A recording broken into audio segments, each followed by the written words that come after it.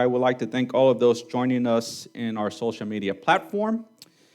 My inspirational reading is going to be by Eve Evangelista, and it goes, quote, "Each day is a new beginning. You can start fresh, anticipating what today will bring, or you can just settle for yesterday's doubts, fears, or worries. Which road will you take? Do you take the path to the clear present or the shadow of the past?" Unquote.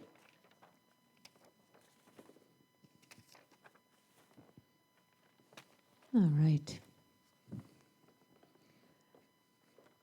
Special song today. I'd like to send this out to all of you. It's called An Ordinary Miracle.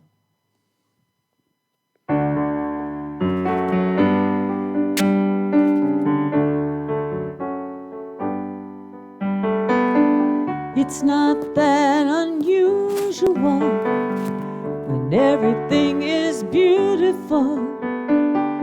It's just another ordinary miracle today. The sky knows when it's time to snow. Don't need to teach a seed to grow. It's just another ordinary miracle today.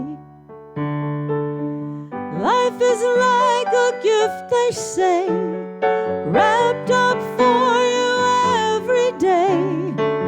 Open up and find a way to give some of your own. Isn't it remarkable? Like every time a raindrop falls, it's just another ordinary miracle today. Birds in the winter have their fling, but always make it home by spring. It's just another ordinary miracle today. When you wake up every day, please don't throw your dreams away. Hold them close to your heart, 'cause they're all a part of the ordinary miracle. An ordinary miracle. Do you want to see a miracle?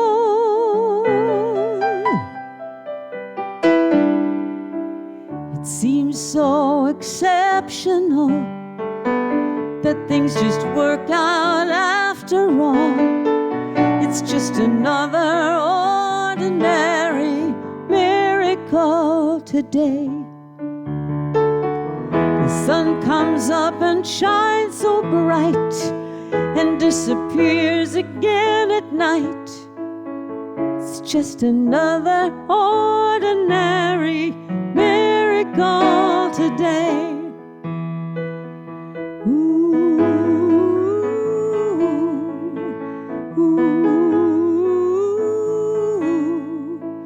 It's just another ordinary miracle today. Yeah.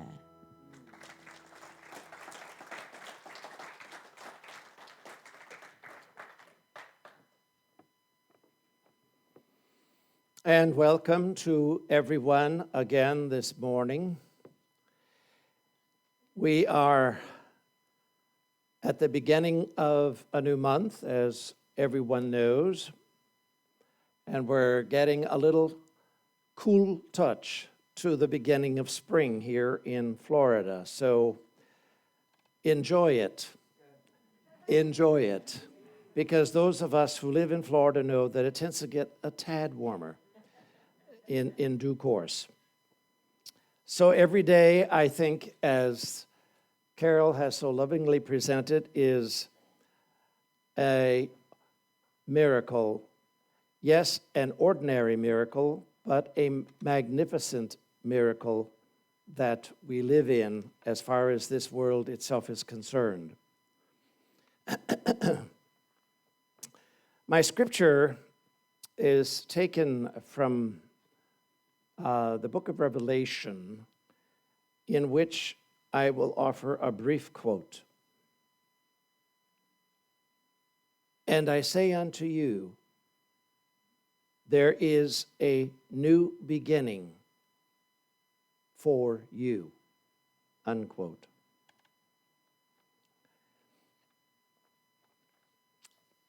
My theme today, opening to a new outlook or engaging a new outlook, is really a way to reflect a little bit about the year that we've just been through. As all of you know very, very well, probably too well, we began our journey with a worldwide pandemic this month. It's a month, it's a year, it's a lifetime. It seems like, have we ever had a time other than this? And now here we are a year later, and we are beginning to find our way through being more mindful of ourselves in the physical sense. We are following government recommendations for healthcare, CDC guidelines, World Health Guidelines, National Institute of Health Guidelines, and so on. And we all know about them. I don't need to repeat them. We are now, as a nation, becoming vaccinated for those that wish it or desire it. And we are hopefully looking forward to a time when we might be freer to engage with one another in the world. The physical world, the emotional world, the mental world, our interpersonal world. Why do I talk about this today? Because in a way, it is important for all of us to take stock of our own lives. Because every one of us has been impacted in some way by this time in our lives. Whether you have lost a loved one or family member or friend to COVID-19, or know of someone who's been affected and also has passed on, our life has been changed by the onset of this virus. What we've also found out, as our scientists and virologists and those who study infectious disease, that we live in a world of viruses. They are around us 24/7.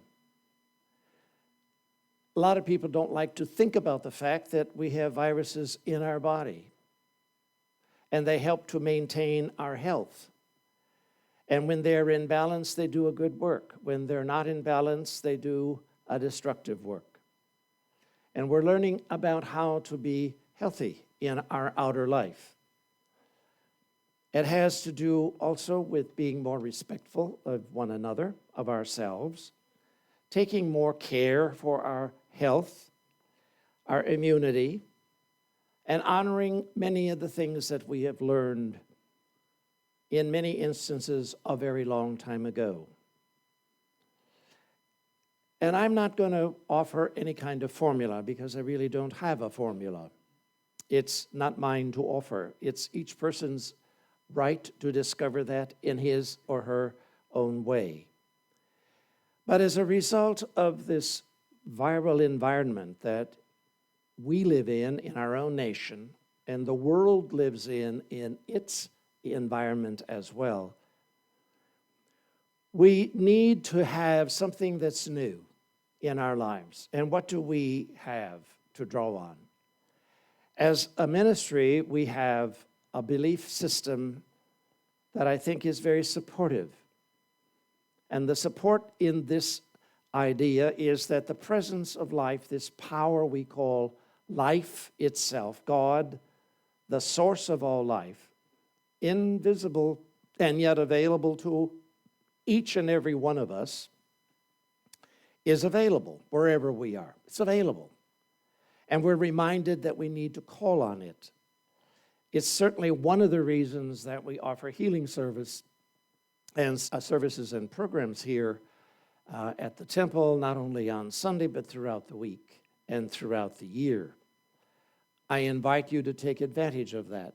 But if you and I remember that this power is available to us, then when we walk out the door of this building, which we dedicate as sacred space, we go out with a confidence in ourselves and in life that we are supported. And we discover that the universe in which we live is really a friendly place. And I think that's important, that we need to think about it as a friendly place. Because we get a lot of negative comments in the media and in all manner of television material now that is being chatted about and on the internet, where people are talking about all kinds of theories, all manner of conspiracy ideas, and you can be comfortable. I'm not going to discuss that. Thank you. I want you to know that you have to be aware that it's there, and you have the choice to go beyond it, to ignore it, and not to get caught up in it as we tend to get caught up in fear in our life. What is a conspiracy? It's nothing more than an idea that we take in and say, yes, this is the truth, or could be the truth, or might be the truth. We know and have learned a very long time ago about the effect of psychosomatic healing in our body. And psychosomatic healing is basically one major idea, and that is that if you believe that you are going to be well, your body tends to support you in the movement of wellness and wholeness. Phineas Parkhurst Quimby, who was considered to be one of the major founders of New Thought, developed a system of healing in the early part of his life in which he recognized that this presence was available to every man, woman, child. And his work became, as he matured in the understanding of that system, that when he reminded people of who they were spiritually, they would heal emotionally, mentally, and physically. So, to bring this now to a new outlook, I'm going to ask you to think about your own life. So I'm shifting gears. What is there in your life right now, today, that you feel you need to have a new outlook about? Is it about where you live? Is it an attitude that needs to change? Is it about relationships that need to change? Is it about some problem that you keep struggling with, hoping that magically it's going to fall away? And so on. What is it that you feel is needed that's to you new? And there's an interesting experiment you might try for yourself with this idea of a new look at something. Try going into your own apartment, your own home, wherever you live. Clear your mind, relax before you walk through the door, and then very slowly walk into your home, your apartment, and see it out of what is called new eyes, as if you are a first-time guest in your living space. Imagine this happening. You don't have to do it right now, today, here, but I invite you to do it sometime maybe later today or sometime this week. And imagine that you're saying to yourself, you know, I really want to get a new piece of furniture. This old piece of furniture that I've had here, which is this, that, and the other, came from somewhere in the past. I want to get something new, but you haven't gotten this new piece of furniture. And it doesn't really matter whether it's a piece of furniture or a picture or it's the total environment, such as changing the wall colors or paint or the paper or whatever it may be, you are seeing it anew. And seeing it anew gives you an opportunity to imagine what's possible. The work for that is often very simple, but it is something that we delay in ourselves because we think, oh, well, I don't have to do anything about that now. How many of us give ourselves excuses not to do something we really want to do? I need to see more hands than that. Really. If you really, really want to do it, why don't you do it? Why do you delay it? Why do I delay it? Why do any of us delay it? Because we tend to be comfortable with what we have. And I can hear someone saying, well, why do I need to change that chair? It's been there for 50 years. It makes me feel good. I don't need to get rid of it. Besides which, I don't want to spend the money on it. That's your business, of course. But the point is to give yourself the opportunity to discover what it means to do something different in your life that makes a difference to you.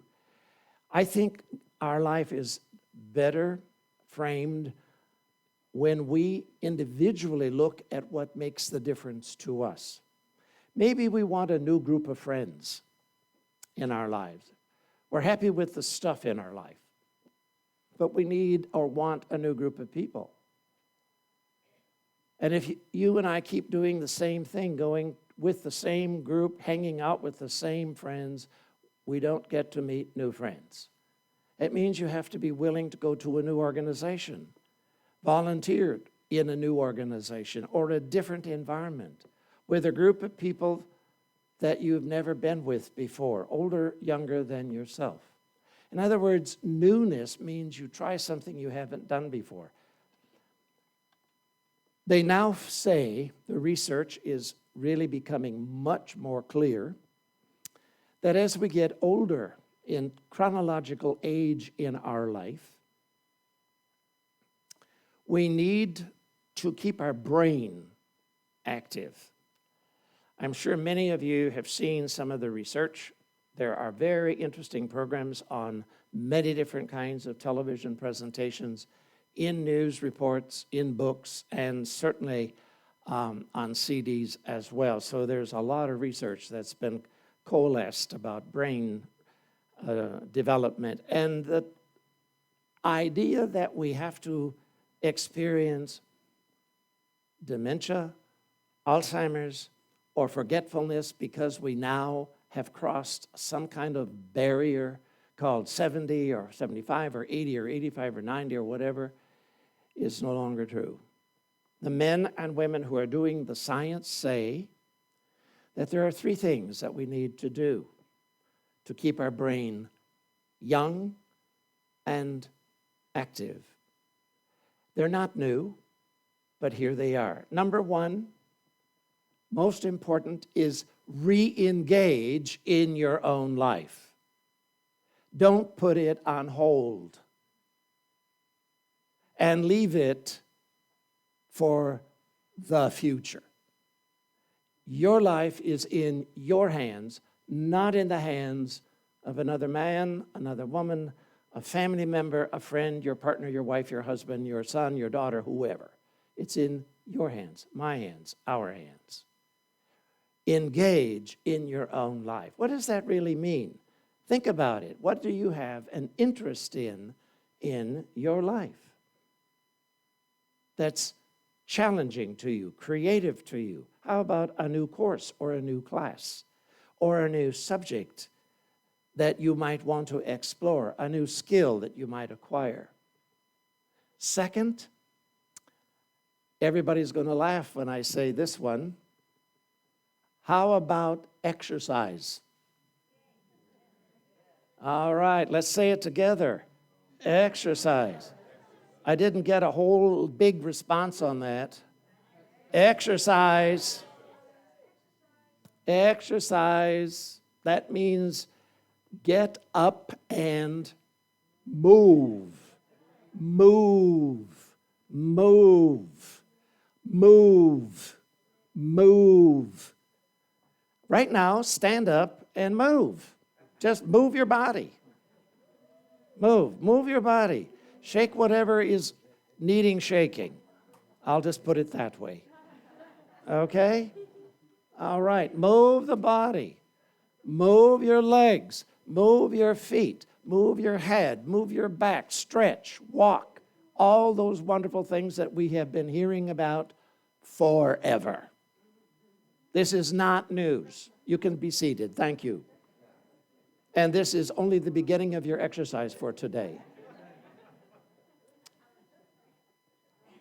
And the last point that I want to make is that we need to be inspired.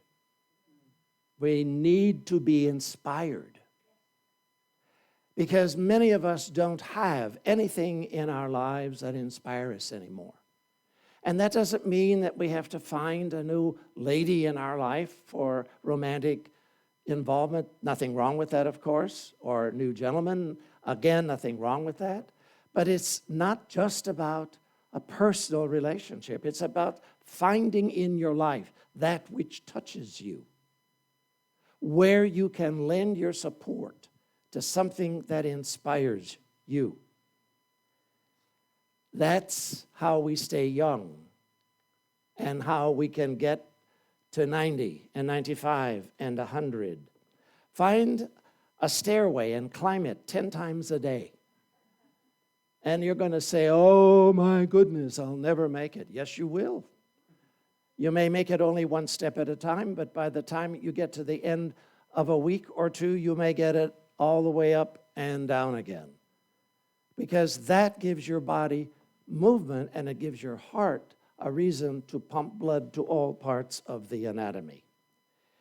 The final point that I want to make today is our work, of course, is not just to hear these ideas, but to follow through.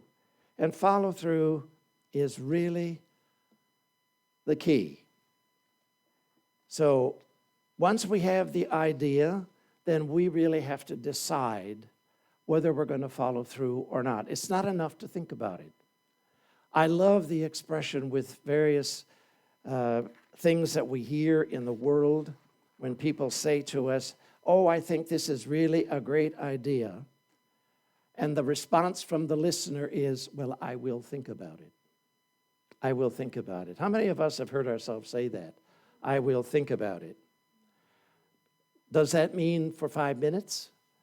For 2 minutes? Once the conversation is over, we have thought about it?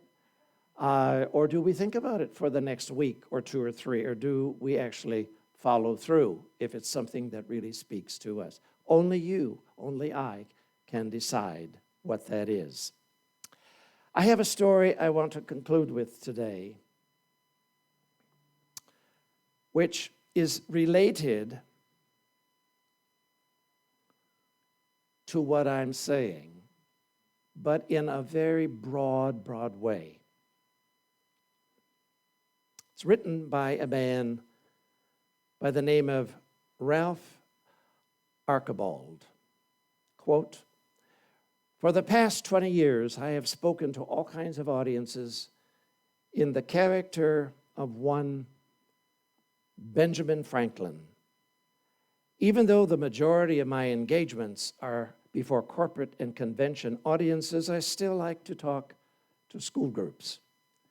When I work for corporate clients outside the Philadelphia area, I ask them to sponsor a couple of appearances for me in 2 schools as a service to their community. I find that even very young children relate well to the message I present through the character of Benjamin Franklin. I always encourage them to ask any questions they wish, so I usually get some interesting ones. The character of Benjamin Franklin often becomes so real to these students that they willingly suspend disbelief and are caught up in a dialogue with me as if I am really Ben Franklin. One particular day after an assembly for an elementary school, I was visiting a 5th grade classroom to answer questions for students who were studying American history. One student raised his hand and said to me, quote, "I thought you died," unquote.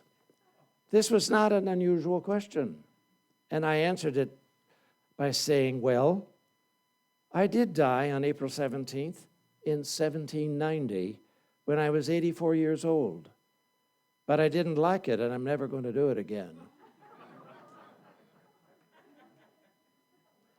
I immediately asked for any other questions and called on a boy in the very back of the room who raised his hand, but ever so gently. He said, quote, "When you were in heaven, did you see my mother there?" Unquote.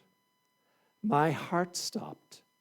I wanted the floor to open up and swallow me. My only thought was, don't blow this. I realized for an 11-year-old boy to ask that question in front of all his classmates, it had to be really a very recent occurrence or of utmost concern. I knew I had to say something. Then I heard my voice say, I'm not sure if she's the one I think she was. But if she is, she was the prettiest angel there. The smile on his face told me that it was the right answer. I'm not sure where that answer came from, but I think I just may have had a little help from the prettiest angel there. Thank you.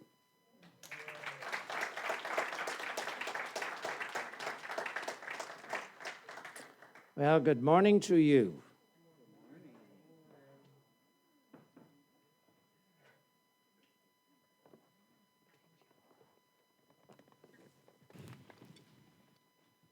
Morning, everyone.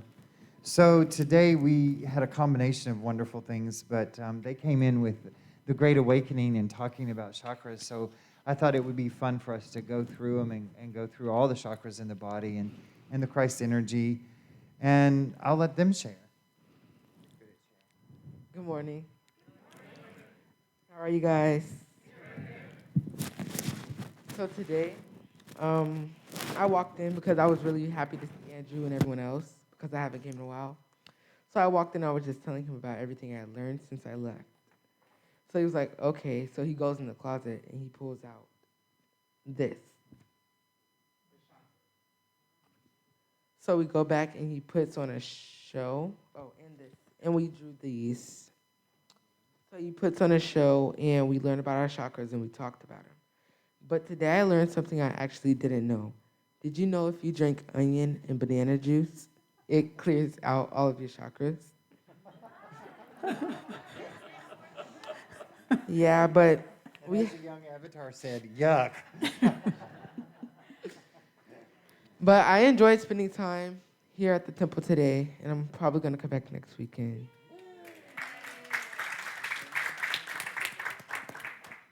All right, they have a blessing for us. Yes, we have a blessing for the children. So if you take your programs and stand, if you would, please.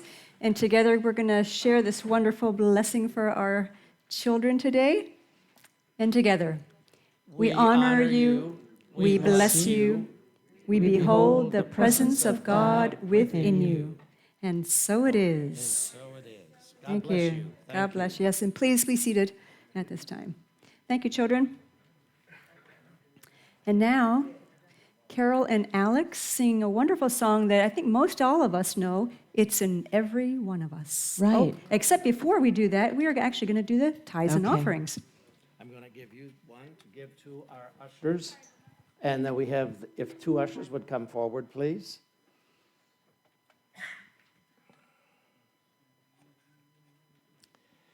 This is the time in our ministry where we invite you to participate in the sharing of your love offerings, your tithes, and your gifts to support this work in the world. In the past, thank you for your generosity. May it continue, and I ask that blessing to ensue among all of you, among all of us, in the days and year to come. Thank you God bless you all.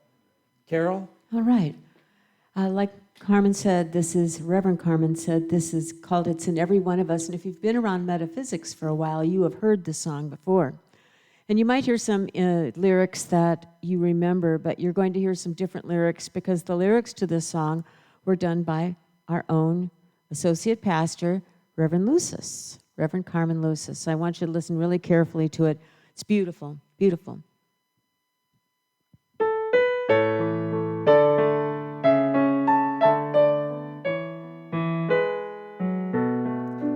It's in every one of us to be wise.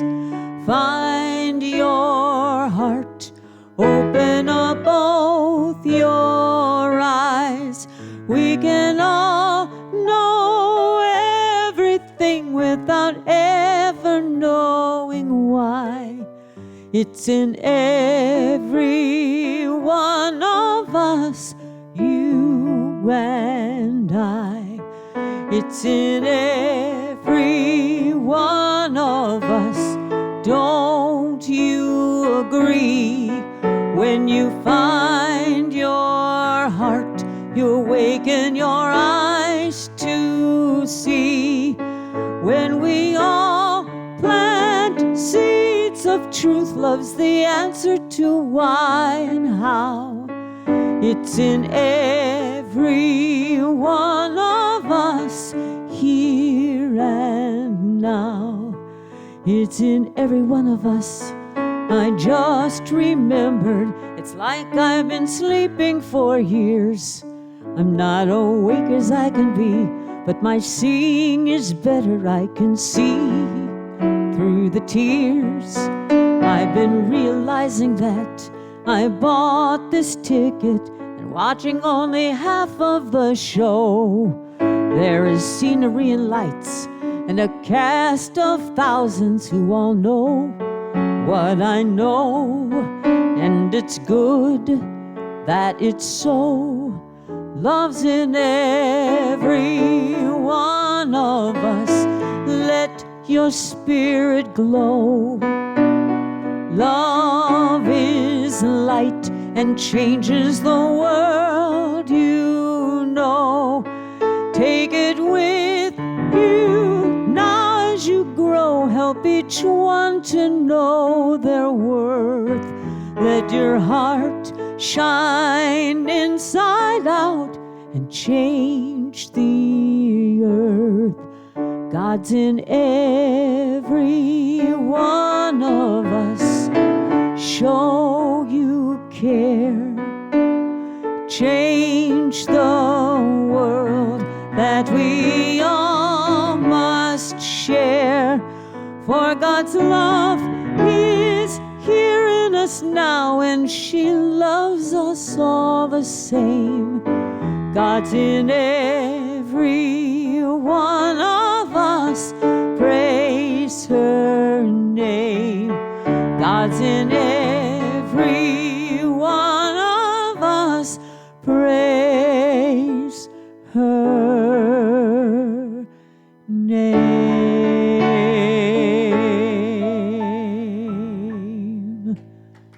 Thank you, Carmen. That was wonderful.